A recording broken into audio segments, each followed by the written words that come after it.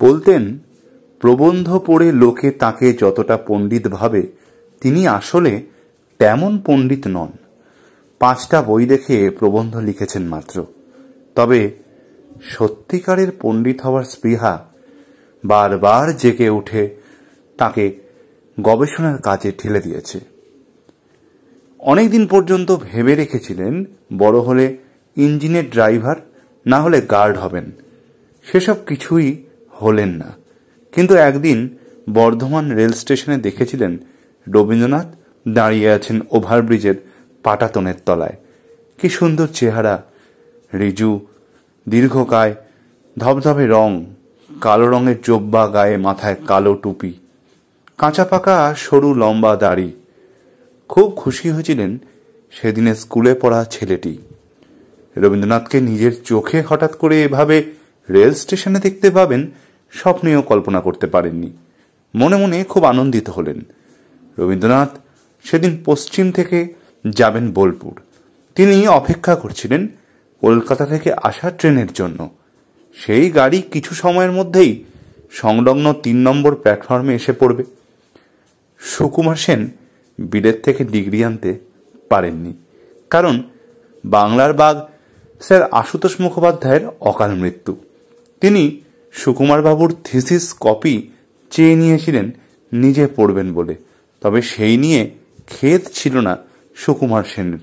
মনে গর্ব করে বলতেন তিনি পুরোপুরি হোম ব্যাকড স্কলার। যদিও সবাই বলেন সুকুমার সেনের সব থেকে বড় কীর্তি ভাষার ইতিহাস ও সাহিত্যের ইতিহাস রচনা।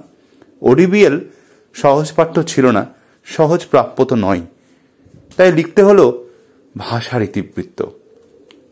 প্রথমে আকারে কৃষকায়, পরে বিভিন্ন সংস্করণে, সংস্কারের সংশোধনে ও সংযোজনের মধ্যে দিয়ে প্রায় নতুন আকার ধারণ।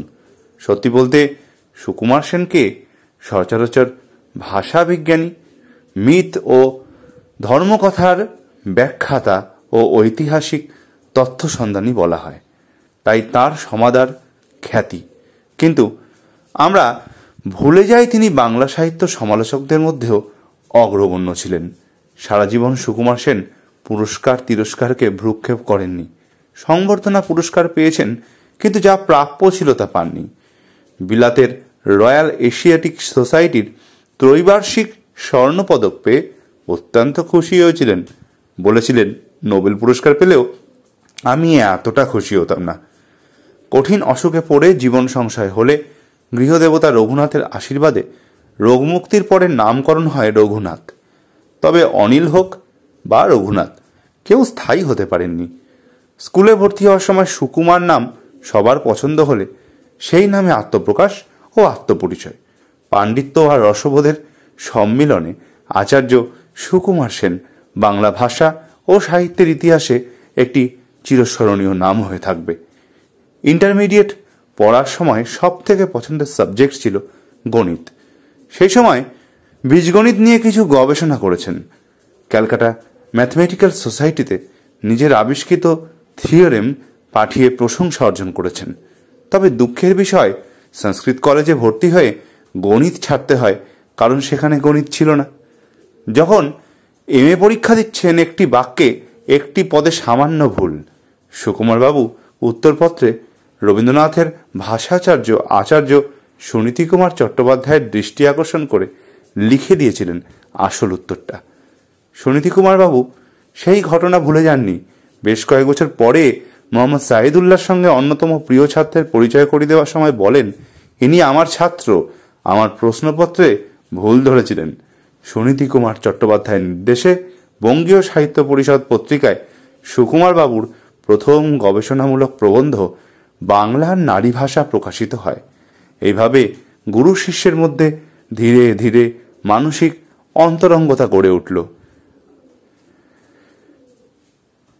আমি এতক্ষণ যে পাঠটি পাঠ করছিলাম তার লেখা সংকলনে শ্রদ্ধেয় শ্রী অরুণাভ সেন মহাশয় যে পেজ থেকে আমি এটি সংগ্রহ করেছি তার নাম ধ্রুব তারাদের খোঁজে।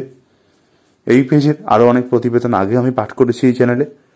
তার জন্য ফেসবুককে জানাই আমার আন্তরিক ধন্যবাদ। নিচে লেখা ছিল, পুস্তক ঋণ, সুকুমার সেন, অলোক রায়। দিনের পর দিন যে গেল সুকুমার সেন।